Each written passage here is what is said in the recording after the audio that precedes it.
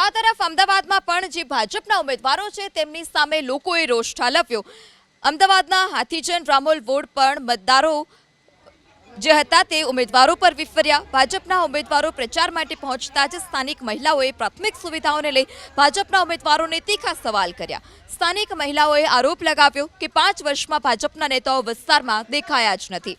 રસ્તાઓને લઈ અનેકવાર રજૂઆત કરી છતાં આજ દિન સુધી તેનું કોઈ નિરાકરણ નથી આવ્યું। મહિલાઓના રોષને જોતા ભાજપના નેતાઓએ પણ શાંતિથી રજૂઆત કરવા માટે અપીલ કરવી પડી। તો આ તરફ અમદાવાદમાં પણ જે ભાજપના ઉમેદવારો છે તેમની સામે લોકોએ રોષ ઠાલવ્યો।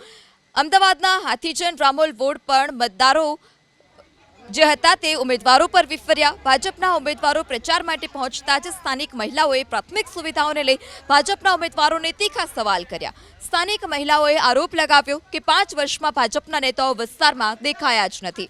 રસ્તાઓને લઈ અનેકવાર રજૂઆત કરી છતાં આજ દિન સુધી તેનું કોઈ નિરાકરણ નથી આવ્યું। મહિલાઓના રોષને જોતા ભાજપના નેતાઓએ પણ શાંતિથી રજૂઆત કરવા માટે અપીલ કરવી પડી।